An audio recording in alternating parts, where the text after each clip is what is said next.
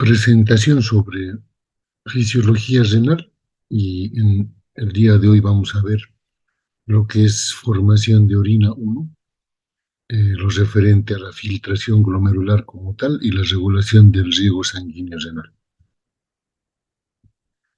Primero,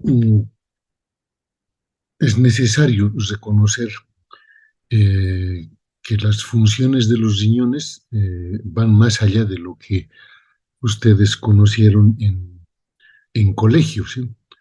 Generalmente se asocia al riñón simplemente con la formación de orina y con la eliminación de productos de desecho a través de la orina. Y no se hace detalle respecto a otras funciones que son también fundamentales para la homeostasia en el cuerpo humano, ¿no? Por ejemplo, la regulación del equilibrio hídrico, o sea, el agua, y el equilibrio electrolítico, ¿no? Los iones importantes para el funcionamiento del organismo. Ambas cosas son responsabilidad de los riñones. El riñón es el que establece la regulación tanto del agua como de los electrolitos y por tanto, fíjense, la regulación de la osmolaridad del líquido extracelular, porque esta osmolaridad depende de la concentración de electrolitos. Y a nivel renal, o se excretan o se reabsorben estos electrolitos de acuerdo a la necesidad del organismo, ¿no? Cuando hay en exceso algo, se lo elimina con la orina y cuando hace falta, hay una deficiencia de algún electrolito, a nivel renal se reabsorbe la mayor cantidad posible de ese electrolito hasta llevar nuevamente a la homeostasia. Una tercera función es la regulación del equilibrio ácido-base. Es fundamental también para las funciones metabólicas del organismo. Es correcto el reiterar que el riñón excreta productos de desecho del metabolismo y de sustancias extrañas. Entre estas sustancias extrañas se habla mucho de medicamentos y ciertas sustancias tóxicas que son eliminadas normalmente por vía renal. Una gran cantidad de anestésicos y medicamentos de diferente índole tienen su eliminación del organismo por vía renal también. Por eso es importante que el riñón esté en buen funcionamiento cuando estos medicamentos han de utilizarse en el paciente. Ya han visto ustedes con el doctor Villazón la regulación de la presión arterial a corto plazo y a largo plazo. A corto plazo, donde actúa el sistema renina-angiotensina-aldosterona, y a largo plazo, cuando se hace la regulación del equilibrio hídrico en el organismo. Y tiene también funciones de secreción de hormonas como la eritropoyetina, y también participa mucho en la producción de vitamina D, la eritropoyetina fundamental para la producción de glóbulos rojos en el organismo, en el cuerpo, en la médula ósea, y la vitamina D tiene mucho que ver con el metabolismo de los huesos también, y el riñón produce glucosa a partir de aminoácidos, ¿no? O sea, esa función se denomina de gluconeogénesis. Es importante que veamos esa situación. Y también recordar con ustedes la anatomía funcional de los riñones, ¿no? O sea, el riñón que ustedes ven en este gráfico y su importante composición en lo que son las nefronas, que es la unidad funcional del riñón, pero una importante diferencia entre las nefronas corticales, fíjense, las que están en la corteza o cerca de la corteza renal, y que tienen un asa de Henle corta, no penetra hacia la médula, fíjense. En cambio, las nefronas yuxtamedulares, estas otras, en donde se observa un asa de Henle larga, que sí penetra hacia la médula renal y esta tiene una importante función también con lo que va a ser la concentración o dilución de la orina, como vamos a aprender con ustedes. La nefrona se constituye en la unidad funcional del riñón A esta nefrona llega una arteriola aferente, se capilariza en el glomérulo, el capilar glomerular, y sale una arteriola eferente que recién después va a dar lugar a la capilarización peritubular que están viendo ustedes acá. Entonces, hay dos capilarizaciones, es decir, dos lechos capilares, uno funcional, el de la nefrona, en donde envuelto por la cápsula de Bowman está esta capilarización glomerular, y es la que se encarga de filtrar la sangre todo el tiempo, ¿sí? O sea, el filtrado glomerular luego va a atravesar por todo el sistema tubular renal, túbulo contorneado proximal, asa de Henle, túbulo contorneado distal. Va a haber aquí una parte distal, una importante relación con el sistema yuxtamedular, como vamos a ver para el sistema renina-angiotensina-aldosterona, y luego viene el túbulo colector, o túbulo contorneado distal, perdón, y el túbulo colector al final. Bueno, también vamos a estudiar las distintas diferencias que hay entre estas porciones tubulares con funciones específicas de reabsorción o excreción en muchos casos, ¿ya? Veamos, repasemos un poquito de esto con un video. Formación de la orina por los riñones. Introducción. Los riñones ejercen numerosas funciones homeostáticas, entre las cuales destacan la excreción de productos metabólicos de desecho y sustancias tóxicas, regulación de los equilibrios hídrico y electrolítico, regulación de la osmolalidad de líquidos corporales y de la concentración de electrolitos, regulación de la presión arterial, regulación del equilibrio ácido-básico, regulación de la producción de eritrocitos, regulación de la producción de vitamina D, síntesis de glucosa y secreción de metabolismo y excreción de hormonas. La nefrona. La nefrona es la unidad estructural y funcional del riñón. Cada riñón tiene entre 800.000 y 1.000.000 de nefronas, cada uno de los cuales es capaz de formar orina. Entre sus componentes destacan el glomérulo, alojado en la cápsula de Bowman, el túbulo contorneado proximal, el asa de Henle, el túbulo contorneado distal y el túbulo conector y colector. Es importante destacar el riego sanguíneo de los riñones, que normalmente es alrededor del 22% del gasto cardíaco, aproximadamente 1.100 ml minuto en un hombre de 70 kilogramos. Circulación renal destaca por su alto flujo y la existencia de dos lechos capilares, glomérulo y los capilares peritubulares.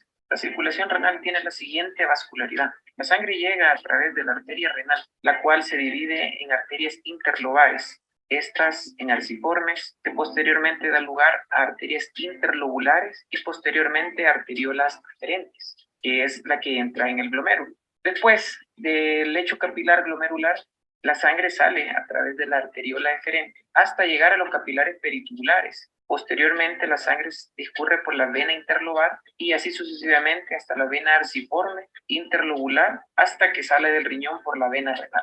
Entre los procesos básicos para la formación de orina destacan los siguientes. Tenemos un esquema general de lo que es la nefrona. El primer proceso para formar orina consiste en la filtración, en la cual el líquido pasa desde los capilares glomerulares hacia los túbulos renales. A medida que el líquido es filtrado, este puede ser reabsorbido, el cual consiste en el retorno del agua y los solutos desde los túbulos hacia la sangre. El otro proceso es la secreción, en el cual hay movimiento neto de agua y solutos hacia los túbulos, para finalmente excretar el producto terminado o orina terminada. Todos estos procesos son variables según la necesidad del cuerpo. Hasta aquí una introducción. En los siguientes videos se explicará a detalle la formación y la fisiología renal. Bien, entonces, con ese esquema estamos repasando esta anatomía funcional de los riñones. El profesor nos decía 22%, Guyton dice 21% del gasto cardíaco es lo que tiene como riego sanguíneo en los riñones, y eso da una media de 1.200 ml por minuto. Esta distribución de las arterias ya la hemos visto, ingresa por la arteria renal, se divide en arterias interlobares, arterias arcuatas o arciformes, interlobulares y la arteriola aferente que ingresa a formar el capilar glomerular y que después se convierte en arteriola eferente y se conecta recién con los capilares peritubulares, la capilarización funcional y la capilarización nutricia y la que es responsable de la reabsorción de sustancias hacia la sangre, y luego se forman las venas, ¿no? Las venas interlobulares, las arcuatas o arciformes interlobares, hasta salir por la vena renal.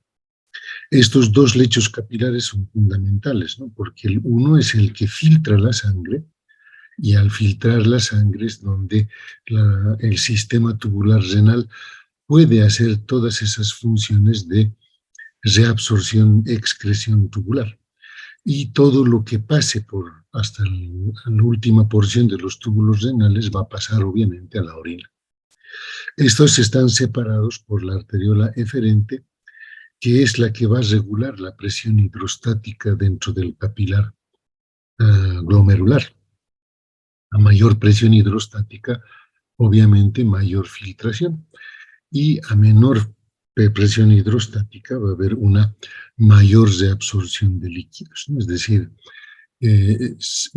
por un lado, si la arteriola aferente o eferente se contraen o se dilatan, van a modificar la presión hidrostática en el capilar o en los capilares glomerulares, ¿no?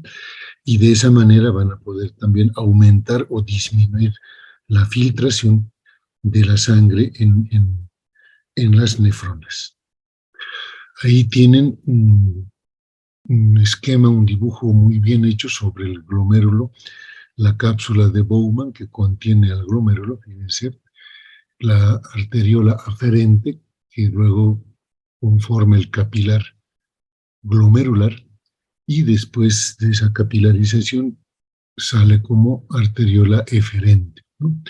Fíjense que hay un espacio capsular, ahí están los capilares glomerulares, ahí está la cápsula de Bowman, y aquí hay un juego de presiones, como la ley de Starling que ustedes también han aprendido, ¿verdad? Es decir, las presiones hidrostáticas y coloidosmóticas tanto del capilar glomerular como de la cápsula de Bowman aumentarán o disminuirán el grado de filtración, si ustedes quieren, ¿no? Si normalmente hay una presión positiva de filtración que promueve la filtración, que es de 10 milímetros de mercurio, ¿no? Entonces, es importante ver también cómo en esta nefrona existen, por un lado, la membrana basal, el capilar, la membrana del capilar, el endotelio de los capilares.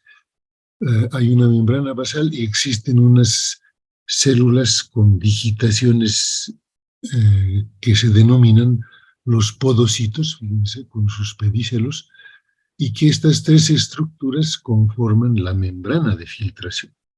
Es decir, que lo que va a salir del plasma o de la sangre capilar hacia los túbulos debe atravesar esta membrana de filtración que tiene estas tres capas, ¿no? El endotelio capilar, una membrana basal y las digitaciones de los podocitos, ¿no?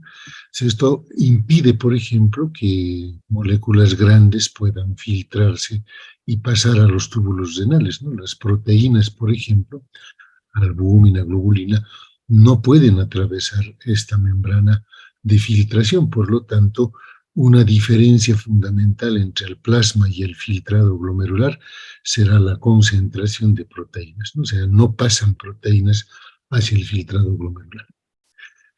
¿Qué quiere decir esto? Que cuando observemos proteinuria, es decir, proteínas en orina, significa que esta membrana de filtración se ha destruido, se ha desintegrado, se ha alterado, y de esa manera recién empiezan a atravesar esta membrana las moléculas grandes como la albúmina, y se puede medir eso en el riñón, ¿no? Se mide la albuminuria.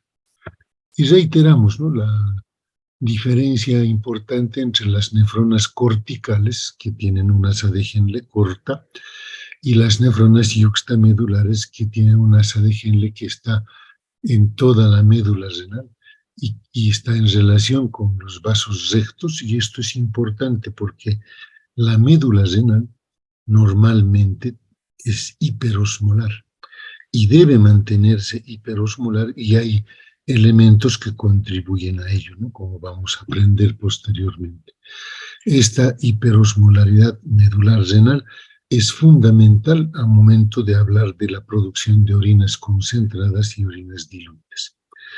Y los vasos rectos, estos que son parte también de después de la capilarización peritubular que están viendo acá, estos vasos rectos también ayudan a mantener esta médula renal hiperosmótica, ¿no? El tejido de la médula renal es hiperosmolar, casi 1200 miliosmoles que llega a medirse en la médula renal, y estas nefronas yuxtamedulares y los vasos rectos son responsables también de esa hiperosmolaridad. Un tercer fenómeno que ayuda a esta hiperosmolaridad es la recirculación de la urea, porque esta urea sale del túbulo colector, ¿ya? Sale de este túbulo colector y vuelve a ingresar al asa de Henle. Es decir, hay una recirculación de la urea que cada vez que sale a la médula aumenta la osmolaridad de la médula renal y nuevamente es reabsorbida por el asa de Henle y otra vez recircula hasta el túbulo colector y nuevamente sale hacia la médula renal. Entonces, la nefrona es la unidad funcional. Ahí tienen otro esquema de la diferencia importante entre nefronas corticales con asa de Henle corta y nefronas yuxtamedulares con asa de Henle profunda, larga, para la mantención de la hiperosmolaridad de la médula renal. Más o menos nacemos con cerca de 1 millón de nefronas y estas van disminuyendo con la edad. Por ejemplo, a los 40 años ya un 10% de las nefronas con las que hemos nacido dejan de funcionar. Y esto va aumentando con la edad. Fíjense que a los 80 años ya el 40% de las nefronas ha perdido su función y solamente estaríamos manteniendo el 60% de nefronas funcionales. Entonces, la nefrona tiene dos partes, el glomérulo como tal y los túbulos renales, ¿no? El glomérulo que hemos visto acá en este esquema, ahí está conformado por las arteriolas aferente y eferente, el capilar glomerular, la cápsula de Bowman, que contacta con el inicio del sistema tubular renal, ¿no? El túbulo contorneado proximal. Entonces, ese es el glomérulo, y luego viene el sistema tubular renal con el túbulo contorneado proximal, el asa de Henle, el túbulo contorneado distal y los túbulos colectores, que también tienen mucho que ver, los que están en la corteza, túbulo colector porción cortical, fíjense acá, y el túbulo colector porción medular, fíjense este que está a nivel medular, y luego vienen los conductos colectores que van a terminar después en la pelvis renal, y lo que llega a la pelvis renal va a continuar después por el uréter hacia la vejiga y se va a eliminar a través de la uretra en la micción o la diuresis del paciente. Entonces, ahí está la diferenciación entre nefronas corticales y yuxtamedulares. Las corticales tienen mucho que ver con los capilares peritubulares, que es la función nutricia del riñón. En cambio, las yuxtamedulares tienen mucho que ver con los vasos rectos, que son los que contribuyen a mantener el medio interno medular renal hiperosmótico. Esas son las diferencias importantes. Ahora vamos a ver lo que es el reflejo de la micción como tal.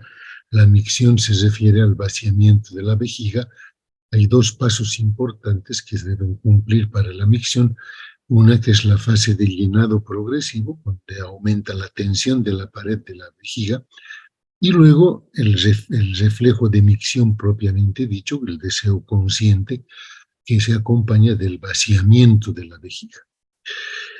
Para ello es importante recordar algo que ustedes ya han debido estudiar en anatomía, ¿no? La anatomía fisiológica de la vejiga. La vejiga tiene dos partes, un cuerpo, un cuello, está con capas musculares lisas, el músculo liso o músculo detrusor también que se llama, y una parte inferior en donde está el trígono vesical liso. El trígono vesical está conformado por el orificio de la uretra, el inicio de la uretra y los orificios de desembocadura de los uréteres, ¿no? Ese trígono vesical liso tiene una característica que es la única parte no contráctil de la vejiga.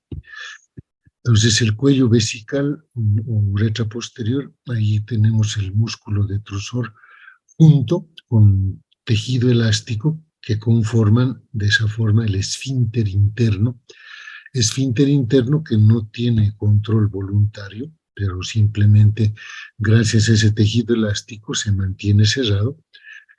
Y también hay que describir un esfínter vesical externo que está en el diafragma urogenital, y ese sí está conformado por músculo esquelético y por lo tanto es voluntario, ¿sí? O sea, cuando uno, este esfínter externo se mantiene permanentemente contraído, porque evita la fuga de orina de la vejiga, y cuando se instala el reflejo de la micción para el vaciamiento, uno relaja voluntariamente este esfínter externo y la orina puede ser eliminada.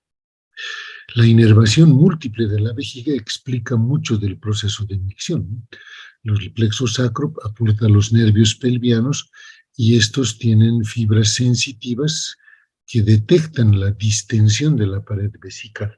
Cuando la vejiga se está llenando de orina, esa distensión de la pared se detecta gracias a las fibras sensitivas de los nervios pelvianos provenientes del plexo sacro. Pero también tiene otras fibras motoras parasimpáticas que son las que van a producir la contracción del músculo liso vesical. También tenemos fibras esqueléticas que llegan a través del nervio pudendo. Estos inervan el esfínter vesical externo, es el voluntario, cuando los relajamos para el vaciamiento. Una decisión de voluntad, por eso es músculo esquelético.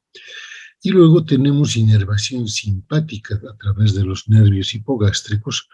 Estos inervan los vasos sanguíneos vesicales, pero tienen fibras sensitivas que nos ayudan a sentir la sensación de plenitud o de llenura de la vejiga, y en el caso de no vaciarse la vejiga, estas fibras sensitivas también son las que nos hacen sentir el dolor que provoca esa falta de vaciamiento vesical, ¿no? La vejiga distendida, ustedes saben que la distensión hace que los músculos quieran contraerse con mayor fuerza, y cuando no hay ese vaciamiento vesical, pues se provoca dolor en el paciente, un dolor tipo cólico. Los uréteres tienen músculo liso, inervados por el sistema autónomo parasimpático, que puede aumentar el peristaltismo. En cambio, las fibras simpáticas disminuyen el peristaltismo ureteral. Y la inervación de dolor va a producir el reflejo ureterorenal. Por ejemplo, en los pacientes que tienen cálculos renales, se eliminan piedritas por la pelvis renal hacia el uréter. Esas piedritas, al descender, pueden dañar las células del uréter y provocan dolor. Y esto causa una descarga simpática. ¿Por qué? Para que el uréter deje de mover a esa piedrita. ¿Y por qué? Porque está provocando daño, está provocando dolor. Entonces hay vasoconstricción también, que disminuye la producción de orina, porque toda producción de orina y que llegue a la pelvis renal, esa orina va a tener que ser eliminada hacia la vejiga, y en ese caso va a tener que haber peristaltismo ureteral. Entonces, en casos de obstrucción ureteral por cálculos, se produce este reflejo, ¿no? El dolor hace que se haga una descarga simpática que disminuye el peristaltismo lateral y provoca también vasoconstricción que a nivel de los glomérulos va a disminuir la entrada de sangre a los glomérulos y por lo tanto va a disminuir la producción de orina.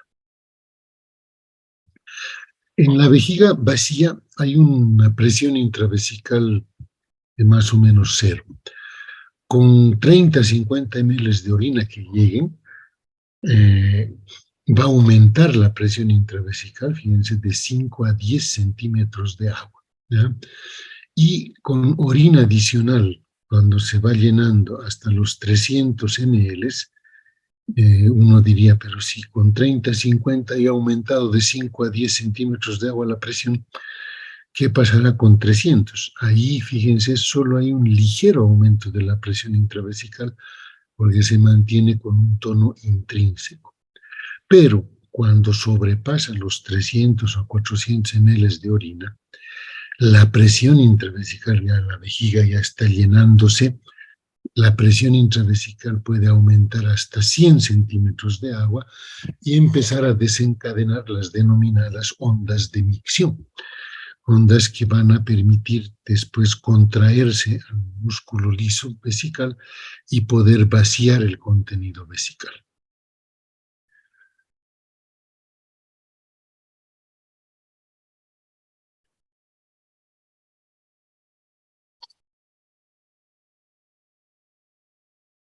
El reflejo de la micción, entonces, se da de la siguiente forma.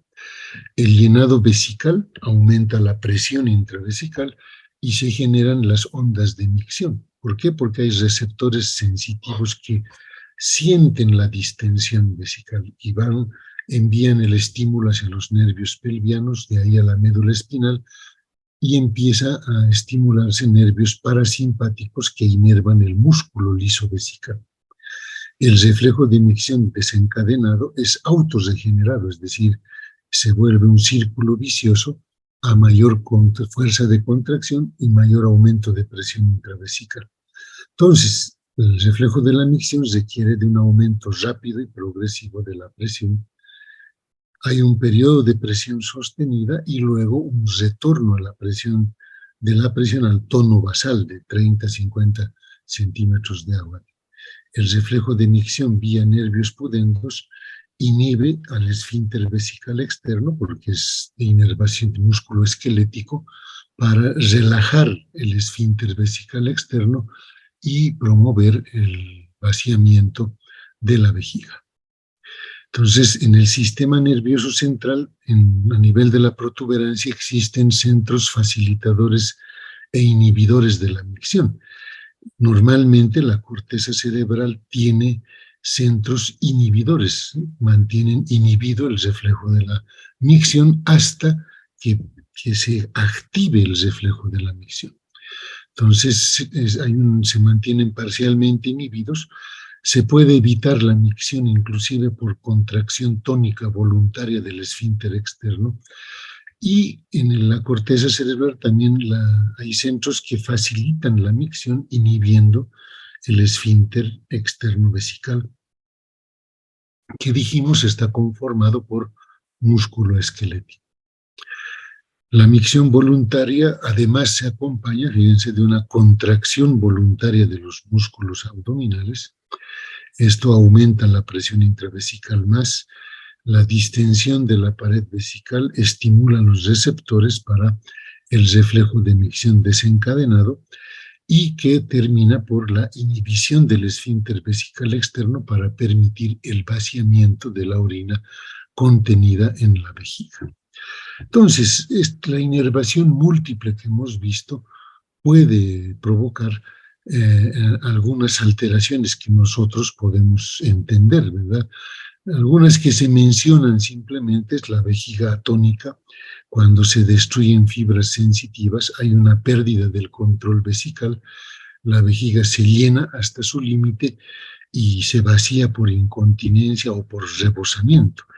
Esto sucede en aplastamientos de médula sacra o en la sífilis terciaria, ¿no? Con el denominado tabes dorsal, Entonces, esta destrucción de fibras sensitivas a nivel de la vejiga hacen perder el control vesical, así que ese paciente tiene un vaciamiento por incontinencia, porque ya está llena y empieza a rebalsar, en otras palabras. Las lesiones de médula espinal también pueden producir una vejiga automática, que conserva el reflejo de micción, pero pierde el control encefálico y por lo tanto el vaciamiento es periódico y automático. El paciente no puede detener el reflejo de la micción, por tanto estos pacientes precisan de un sondaje vesical para evitar que estén mojándose esta ropa todo el tiempo, ¿no? Tienen que estar conectados con una sonda vesical a una bolsa colectora de orina. Y la vejiga neurógena no inhibida es por falta de inhibición encefálica, ¿no? Entonces, cuando no hay la inhibición encefálica, las micciones son frecuentes, no controladas, aún con pequeñas cantidades de orina se desencadena el reflejo de la micción. Bien, veremos si funciona este video. El almacenamiento de la orina está facilitado por un reflejo, mantenido casi exclusivamente por la médula del sistema nervioso simpático. Cuando la vejiga se va llenando, se envían impulsos a través de los nervios hipogástricos a la región toracolumbar de la médula. La médula, a través de los mismos nervios hipogástricos, envía impulsos inhibitorios al músculo detrusor para bloquear su contracción anticipada y facilitar la expansión de la vejiga durante el llenado. También se envían impulsos hipogástricos para aumentar la tensión del músculo liso de la salida vesical y de la uretra. El nervio pudendo, asimismo, envía impulsos desde la región sacra de la médula para mantener contraído el esfínter uretral y evitar el escape de orina. A medida que la orina se almacena en la vejiga, comienza su estiramiento. Cuando el grado de estiramiento de la pared vesical alcanza cierto nivel, las neuronas sensitivas envían información sobre esta tensión por los nervios pélvicos hacia la región sacra de la médula espinal. La médula, a su vez, envía estos impulsos de tensión al centro pontino del tronco cerebral. El centro pontino recogerá los impulsos de la médula y los integrará con la información procedente de la corteza frontal sobre la oportunidad de la micción. Es decir, si es el momento y el lugar adecuados y el individuo decide orinar. Esta es la fase consciente del ciclo de la micción. Si la corteza da su aprobación, el centro pontino remitirá la información de nuevo a la médula, más específicamente a la región sacra, que enviará los impulsos a través de los nervios pélvicos al músculo detrusor y originará su contracción. Al mismo tiempo, el centro pontino enviará también impulsos a la región toracolumbar de la médula para inhibir los nervios hipogástricos. Estos nervios están activados durante la fase de llenado, manteniendo el detrusor relajado. Mientras la médula desencadena la contracción del detrusor, se relaja el esfínter uretral y los músculos del suelo pélvico para favorecer la salida de la orina. Esta relajación se lleva a cabo a través de los nervios pudendos, que durante la fase de llenado mantienen el esfínter y el suelo pélvico contraídos para evitar los escapes. Cuando se abre el esfínter uretral y los músculos del suelo pélvico se relajan y se desplazan hacia abajo, la vejiga se contrae y el cuello vesical adquiere una forma de embudo que facilita el vaciamiento. La orina sale a través de la uretra hacia afuera del organismo. Es importante recordar que aunque la micción es un reflejo, aprendemos a controlar voluntariamente su inicio en los primeros años de la infancia. Una vez comenzado el proceso, también puede finalizarse voluntariamente mediante la contracción del esfínter uretral y los músculos del suelo pélvico que impide la expulsión de la orina superando la contracción del músculo detrusor. Bien, ese ha sido el repaso de lo que hemos mencionado. Ahora vamos a la formación de orina como tal, porque es la filtración glomerular la principal. La orina que vamos a eliminar es producto de esta operación. La orina total va a depender de todo lo que se filtra por los glomérulos hacia los túbulos, menos lo que se reabsorbe en agua y electrolitos, más lo que se excreta o se secreta por las porciones del sistema tubular renal y que van a excretarse con la orina hacia el exterior del organismo. Entonces, la función de filtración a nivel renal es rápida y exacta. El plasma se filtra hasta unas 60 veces por día. ¿Ya? Todo el tiempo el riñón está funcionando con esta función de filtración añadida a las funciones de reabsorción y excreción. Hay características importantes que hay que aprender en la filtración glomerular. Hay sustancias que se filtran y que no se reabsorben y no se excretan en ninguna parte del sistema tubular renal. Por ejemplo, la creatinina, que es un producto de desecho. La creatinina, formada en los tejidos, en los procesos metabólicos, llega a la sangre, se filtra y se elimina tal cual con la orina. No se reabsorbe, pero tampoco hay una excreción de creatinina en el sistema tubular renal. Es decir, hay sustancias que se filtran por el glomérulo y van a pasar a la orina. Hay sustancias que se filtran y que se reabsorben, pero no se excretan. Hay algunos electrolitos que simplemente son filtrados y reabsorbidos. Filtración y reabsorción, no hay excreción de ellos. Por ejemplo, el magnesio, el calcio, que solamente se reabsorben y no hay excreción de esas sustancias para que se pierdan en la orina. Hay sustancias que se filtran y se reabsorben completamente. Por ejemplo, aminoácidos, proteínas y glucosa se reabsorben en el túbulo contorneado proximal completamente. No pasan más allá del túbulo contorneado proximal hacia los otros segmentos tubulares porque se reabsorben completamente en el túbulo contorneado proximal. Y hay sustancias que se filtran, que no se reabsorben y que se excretan además de la sangre. Es decir, cuando se trata de agentes químicos y sustancias extrañas, tóxicos, venenos, esas sustancias se filtran rápido por el glomérulo, no se las reabsorbe porque no son beneficiosas y más bien se excretan de la sangre y se tratan de eliminar completamente del organismo. ¿Ya?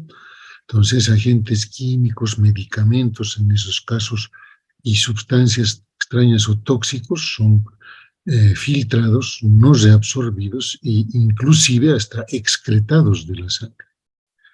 El filtrado glomerular, lo que pasa del glomérulo hacia el túbulo contorneado proximal, hemos dicho, carece de proteínas y elementos celulares, porque no atraviesan la barrera de filtración proteínas ni células, ¿no?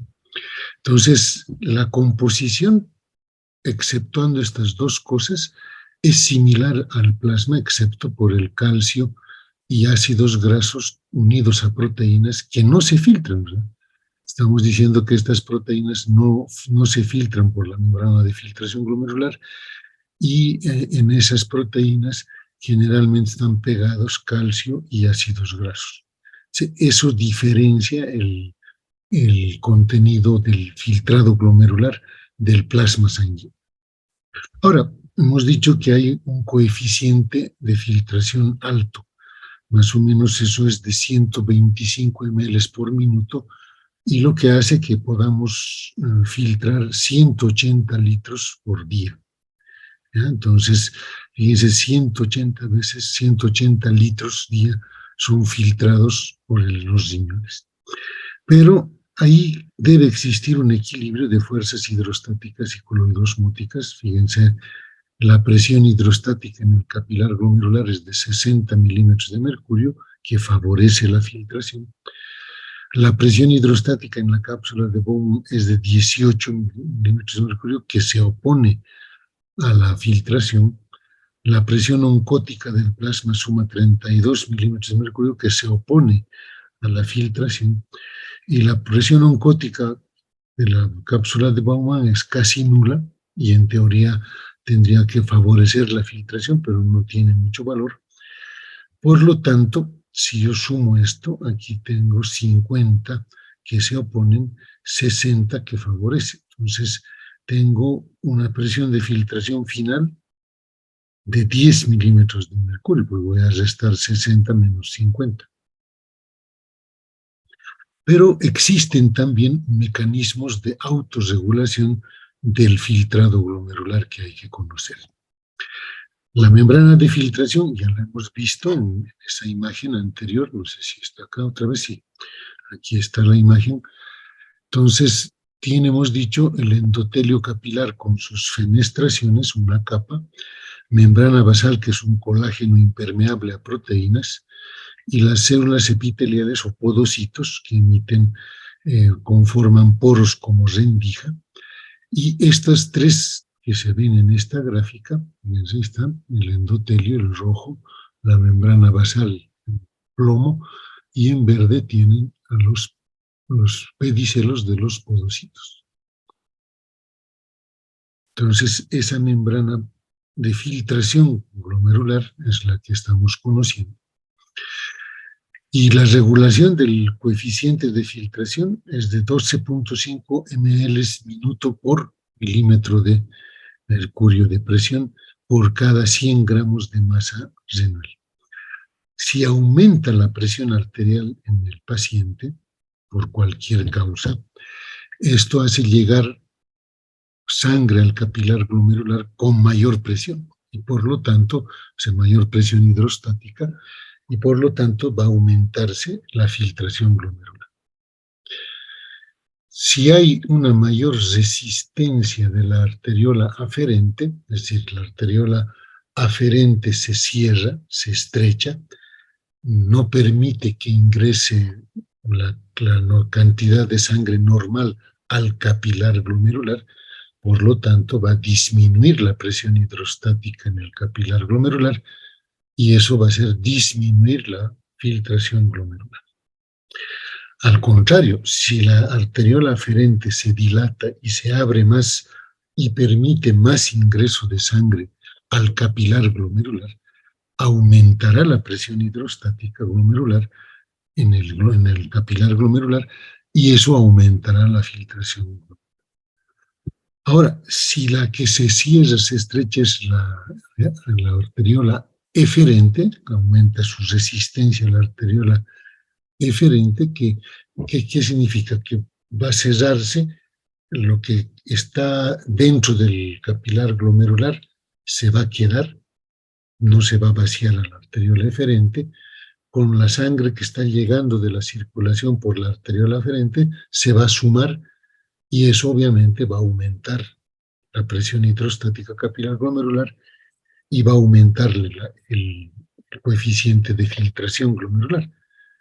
Pero a la vez esta estrechez o este estrechamiento de la arteriola eferente va a disminuir el riego sanguíneo en el capilar peritubular, que es el que se encarga de la nutrición del tejido renal. Y ahí, por ejemplo, va a aumentar la presión oncótica del plasma y eso va a reducir el coeficiente de filtración. Entonces, el coeficiente de filtración todo el tiempo puede estar regulándose de manera dinámica, ¿ya? De acuerdo también a lo que sucede con las arteriolas aferente y eferente, lo que sucede con la presión arterial del individuo. Entonces, todo eso va a implicar una regulación del coeficiente de filtración permanente. Ahora veamos el filtrado glomerular.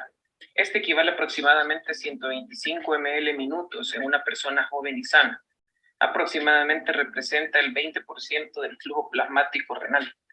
Aquí tenemos un esquema de lo que es la cápsula de Bowman y el glomérulo, donde identificamos a la arteriola aferente a los capilares glomerulares y a la arteriola eferente. Tenemos que el filtrado glomerular está determinado por el coeficiente de filtración capilar glomerular por la presión de filtración neta. Esta última es el resultado de la suma de diferentes presiones, como lo es la presión hidrostática capilar, de aproximadamente 60 milímetros de mercurio. Asimismo, tenemos la presión hidrostática de la cápsula de Bowman, que se opone al plasma filtrado, de aproximadamente 18 milímetros de mercurio. También tenemos la presión coloidosmótica, que también se opone al plasma filtrado, de aproximadamente 32 milímetros de mercurio. Si sumamos ambos vectores de presiones, tenemos un resultado de 10 milímetros de mercurio que equivale a la presión de filtración neta. El otro componente es el coeficiente de filtración capilar glomerular, el cual en una persona sana tiene poco aporte al filtrado glomerular. Sin embargo, en el caso de la hipertensión arterial no controlada y la diabetes mellitus, puede suceder que exista un aumento del espesor de la membrana capilar, lo cual reduciría el coeficiente de filtración, reduciendo también el filtrado glomerular. Otra situación importante a destacar es la obstrucción de la vía urinaria por un lito o cálculo, creando de esta manera un aumento de presión en el sistema de drenaje y aumentando así la presión hidrostática de la cápsula de Bowman. Esto, consecuentemente, reduciría lo que es el filtrado glomerular.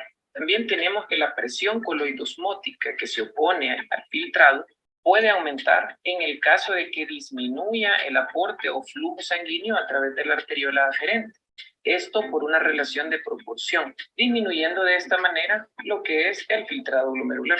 Otro mecanismo importante es el aumento de la presión hidrostática capilar, como sucede en el caso de que la presión arterial se aumente. Esto ayuda al filtrado glomerular aumentándolo. Otro fenómeno importante es el aumento de la resistencia de las arteriolas aferentes, lo cual disminuye el flujo plasmático renal que llega al glomérulo, disminuyendo así el filtrado glomerular. Esto lo podemos ejemplificar como cuando usamos una manguera para regar y alguien obstruye o se para sobre esta, disminuyendo el chorro eyectado, lo que equivaldría a disminuir el plasma filtrado. Asimismo, en contraparte, el aumento de la resistencia de la arteriola eferente aumenta lo que es la presión hidrostática capilar, lo que genera un aumento del filtrado glomerular. Esto lo podemos ejemplificar de la misma manera como cuando usamos una manguera y aumentamos la resistencia en el diámetro de salida, lo cual nos genera un chorro de agua más eyectado con mayor presión. Y esto equivaldría a un mayor filtrado glomerular. Hasta aquí los mecanismos básicos de la filtración glomerular. Gracias. Bien, el control del flujo sanguíneo renal. Todas las arterias interlobulares, la arteriola aferente y la arteriola eferente, tienen un control del sistema nervioso simpático, por ello pueden contraerse cuando se provoca vasoconstricción, y esto puede, como hemos visto, disminuir el flujo sanguíneo renal y disminuir el coeficiente de filtración glomerular. Pero no solamente este flujo sanguíneo renal está controlado por el sistema nervioso simpático, sino también por ciertas sustancias y hormonas, ¿no? Por ejemplo, la noradrenalina, la adrenalina, la endotelina pueden producir vasoconstricción, por ejemplo, de la arteriola eferente y aumentar el filtrado glomerular. La angiotensina 2 es otro compuesto que ya lo vamos a conocer mejor, produce contracción de la arteriola eferente. Esto disminuye el flujo sanguíneo renal y por tanto disminuye el filtrado glomerular, pero además estimula la reabsorción de sodio y agua por el riñón. Porque como ha disminuido el flujo renal, el riñón envía señales de que no le está llegando mucha sangre y por lo tanto se empieza a reabsorber sodio y agua para aumentar la presión arterial y de esa forma llegue más sangre al riñón. Entonces, todos estos procesos son simultáneos, así que hay mucha función renal que nos sorprende cada día porque actúa el riñón con varios estímulos a la vez. Fíjense que hay mecanismos locales, por ejemplo, los autacoides son sustancias vasoactivas locales que pueden producir, por ejemplo, el óxido nítrico endotelial, aumenta la excreción de sodio y agua. Las prostaglandinas y la bradicinina producen vasodilatación, aumentan el flujo sanguíneo renal y por lo tanto aumentan el filtrado glomerular. Entonces, cada efecto que se logre de vasodilatación o vasoconstricción por el sistema nervioso simpático, por hormonas o por mecanismos locales, va a hacer variar el coeficiente de filtración glomerular también. Hay mecanismos de autorregulación. Primero, tienen la función de asegurar el soporte de oxígeno y nutrientes al tejido renal, eliminar las sustancias de desecho del organismo y evitar que se produzcan cambios bruscos en el filtrado glomerular. El primer elemento de autorregulación es el equilibrio glomérulo-tubular, es decir, es un diálogo entre el glomérulo y los túbulos renales. Si los túbulos renales ven que ha disminuido la cantidad de filtración, en forma de autorregulación le dicen al glomérulo, envía más filtrado, tienes que filtrar más, estás enviando poco. Si por el contrario el glomérulo está filtrando demasiado, los túbulos se ven recargados, entonces también le dicen, calma, calma, hay que reducir, estás filtrando demasiado. Y resulta muchas veces que hasta depende esto de la velocidad de paso del filtrado glomerular. Si hay mucha presión, la velocidad de filtrado va a aumentar y las distintas porciones tubulares hasta no van a poder cumplir con la función de reabsorción, ¿ya? Entonces van a mandar mensajes para que el glomérulo disminuya o aumente el filtrado glomerular. Por eso se habla de ese equilibrio glomérulo-tubular, ¿ya? Un diálogo entre el glomérulo y los túbulos, ¿no? Para ver que aumente o que disminuya el filtrado glomerular. Cada vez que se aumenta la presión arterial, hay un fenómeno de natriuresis por presión. ¿Qué significa?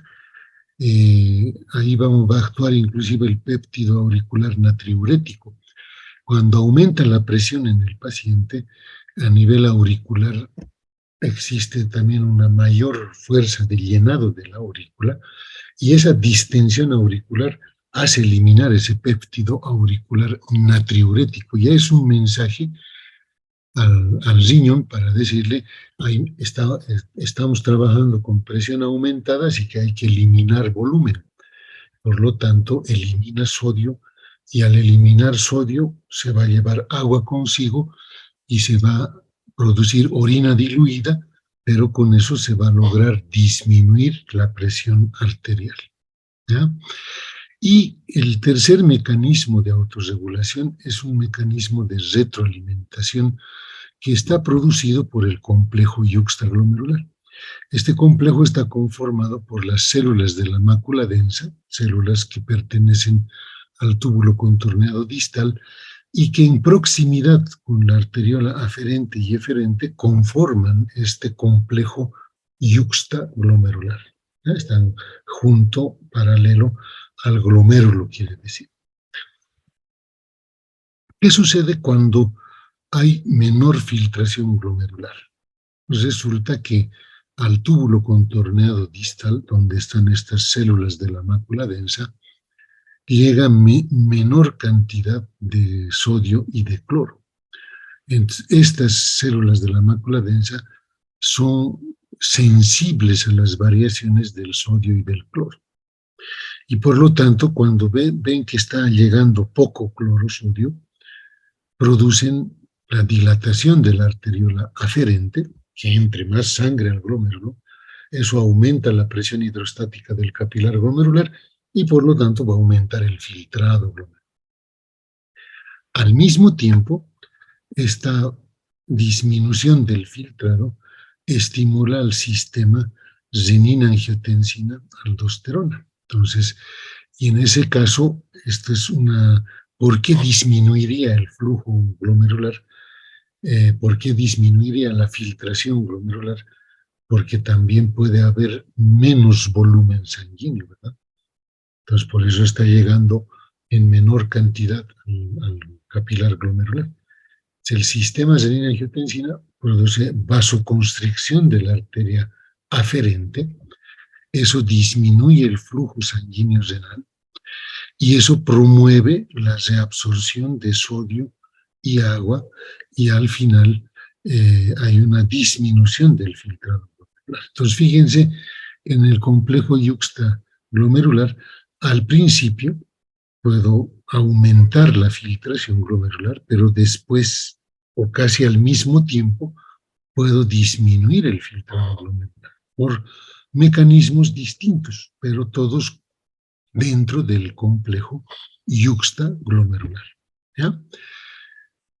Ahí tienen cómo se conforma el complejo yuxtaglomerular. Fíjense que está el glomérulo, las arteriolas aferente y eferente y las células de la mácula densa que están en el túbulo contorneado distal. Aquí se ve mucho mejor esta relación, el vaso aferente y la arteriola eferente pegaditos, fíjense, hacia el glomérulo, por eso se dice, ahí están las células de la mácula densa, están pegaditos y actúan como complejo yuxtaglomerular.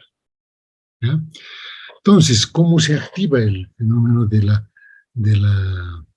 del sistema de la renina-angiotensina-aldosterona? Lo vemos acá.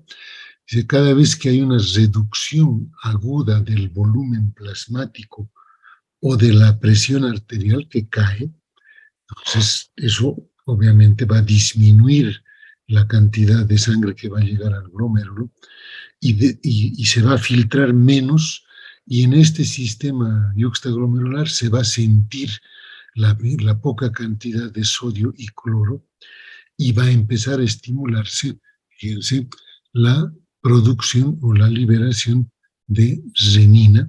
¿Ya? Esta renina va a transformar el angiotensinógeno en angiotensina 1, y esta angiotensina 1, por acción de la enzima convertidora, se va a transformar en angiotensina 2. Esta angiotensina 2 es un poderoso vasoconstrictor, va a producir vasoconstricción general, fíjense. A nivel de la corteza suprarrenal va a aumentar la producción de aldosterona, por eso se dice sistema renina-angiotensina-aldosterona, se le suma porque uno de los efectos es producir aldosterona, que va a tener efectos en los túbulos renales, también en los túbulos colectores, en donde las células principales van a reabsorber sodio y excretar potasio, reabsorber sodio a la sangre y excretar potasio a la orina. Y fíjense, también la presencia de angiotensina 2 va a estimular la tasa de filtrado glomerular y la filtración, y va a estimular dos centros, el centro de la sed y el centro de la necesidad de consumo de sal. Entonces, cada vez que aumenta la angiotensina 2, también aumenta la sed, también aumenta el consumo de sal y se maneja en la filtración glomerular, se disminuye la filtración glomerular para producir menor excreción de sal y agua. La sed y la sal que se come aumenta la entrada de líquido y sal, y con todo eso se normaliza el volumen de plasma y la presión arterial, y por tanto se va a bloquear la producción de renina y ya va a estar nuevamente el volumen plasmático en equilibrio o la presión arterial también en equilibrio. Ese es el funcionamiento del sistema yuxtaglomerular. Ahí tienen otro esquema, fíjense cómo la reabsorción de sodio y cloro en el túbulo contorneado distal en los túbulos colectores se intercambian por potasio y por hidrógeno, ahí la renina se produce en este sistema glomerular. Esto transforma el angiotensinógeno que se produce en el hígado en angiotensina, transforma el angiotensinógeno en angiotensina 1 y por acción de la enzima convertidora de angiotensina que se produce en los pulmones, transforma la angiotensina 1 en angiotensina 2, poderoso vasoconstrictor, hemos dicho, pero que además, fíjense, estimula en la corteza suprarrenal la producción de aldosterona, que va a reabsorber más sodio y cloro, y estimula el reflejo de la sed para promover la ingesta de agua y de esa manera aumentar el volumen sanguíneo y aumentar la presión arterial, cuya disminución había estimulado al sistema de renina-angiotensina-aldosterona.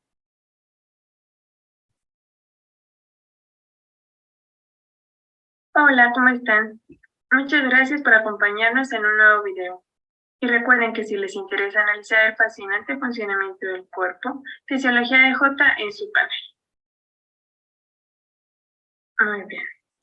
Vamos ahora con el tema del aparato yuxtaglomerular.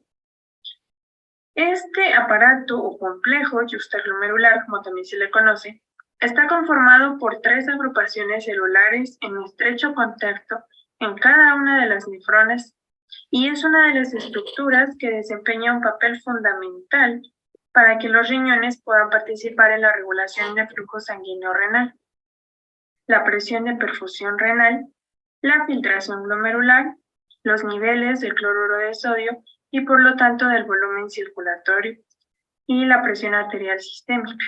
Así que si necesitas aprender más del aparato yuxtaglomerular, quédate con nosotros. El aparato yuxtaglomerular está constituido por 3 componentes principales, 3 agrupaciones celulares que incluyen a las células mesangiales extraglomerulares, las células de la mácula densa y las células granulares yuxtaglomerulares. 2 de los constituyentes del aparato yuxtaglomerular conforman sitios especializados que funcionan a manera de sensores, que una vez estimulados generan diversas respuestas. Estos sensores están especializados en la presión, en las arteriolas aferentes y en los niveles de cloruro de sodio en el líquido tubular.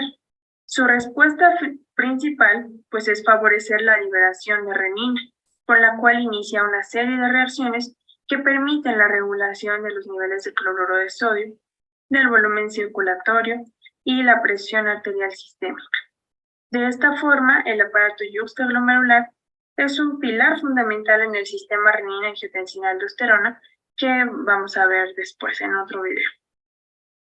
Vamos ahora a ver cada uno de los componentes del aparato yuxtaglomerular. Las células mesangiales extraglomerulares son células musculares lisas especializadas derivadas del músculo liso de la arteriola aferente. Como su nombre lo indica, estas células están localizadas por fuera del glomérulo y muy cercanas a las arteriolas aferente y eferente y a la mácula densa. Aunque la manera en la que participan directamente con las células de la mácula densa y las granulares aún no está muy clara, es sabido que participan en varias funciones en el glomérulo, como lo vimos anteriormente en el video de cápsula y de glomérulo, por lo que es probable que pues también tengan funciones relacionadas a este nivel, como el mantenimiento y soporte de las células de la mácula densa y las granulares. Las células de la mácula densa son un grupo de células tubulares epiteliales especializadas. Estas se localizan entre el final de la rama ascendente gruesa del asa de la nefrona y el inicio del túbulo contorneado distal. Están en contacto directo con los otros componentes del aparato yuxtaglomerular y funcionan a manera de sensores de los niveles de cloruro de sodio en el líquido tubular. Probablemente está mediado a través de la proteína cotransportadora sodio-potasio 2-cloros, y al cual su funcionamiento, pues como hemos visto, es recuperar sodio, potasio y 2-cloros desde el líquido tubular hacia el líquido intracelular. Es probable que cuando el cloruro de sodio disminuye en el líquido tubular que baña a las células de la mácula densa, estas células, en respuesta a la baja concentración de cloruro de sodio, envían señales que estimulan a las células granulares para que liberen renina. Mientras que cuando el cloruro de sodio aumenta en el líquido tubular que baña a las células de la mácula, estas células, en respuesta a la alta concentración de cloruro de sodio del líquido tubular, provocarán que las células granulares disminuyan la secreción de renina. Otra forma de ver la función de la mácula densa es en base al flujo de líquido tubular. Así, lo que pues provocaría la respuesta es la disminución o el aumento en el flujo. Cuando es bajo, se estimularía a las células granulares para que liberen renina, mientras que cuando el flujo es muy alto, haría que disminuya la secreción de renina de las células granulares. Las células granulares o yuxtaglomerulares son células musculares lisas especializadas localizadas en las paredes de la arteriola aferente. Están en estrecho contacto con las células mesangiales extraglomerulares y las células de la mácula densa. En estas células se sintetiza renina, una enzima proteolítica que actúa sobre una globulina alfa 2 que se sintetiza en el hígado. La proteína llamada angiotensinógeno es esta. La renina permite que el angiotensinógeno pase a angiotensina 1. Después de sintetizarse la renina, es almacenada en los gránulos de las células y se libera en respuesta principalmente a cambios en la presión a nivel de la arteriola aferente y por estímulo de las células de la mácula densa. Las células granulares funcionan a manera de sensores de la presión en la arteriola aferente, cuya respuesta final ante el estímulo modifica la liberación de renina. Así, cuando la presión disminuye, se produce liberación de renina, probablemente debido a la disminución del calcio intracelular al disminuir la actividad de esta célula muscular lisa, mientras que cuando la presión aumenta, se inhibe la liberación de renina, probablemente debido al aumento de los niveles de calcio intracelular, gracias al aumento de la actividad de esta célula muscular lisa. De esta forma, las células granulares pueden participar directamente como base del sistema renina-angiotensina-aldosterona. El aparato yuxtaglomerular, con sus sensores especializados en la presión de las arteriolas aferentes y en los niveles de cloruro de sodio en el líquido tubular, permite la liberación de renina, con la cual inicia una serie de reacciones que permiten la regulación del flujo sanguíneo renal, la presión de perfusión renal, la filtración glomerular, los niveles de cloruro de sodio y por lo tanto del volumen circulatorio. Y la presión arterial sistémica también. De esta forma, el aparato yuxtaglomerular es un pilar fundamental en el sistema renina-angiotensina-aldosterona. El que nosotros conozcamos sus componentes y sus funciones nos va a permitir analizar y tener una mejor comprensión de cómo se producen las interrelaciones que permiten a los riñones regular todas sus funciones. Y hasta aquí este video. Muchas gracias por su compañía. Hola, ¿cómo estás? Bien, con eso entonces estaríamos concluyendo nuestra sesión de hoy.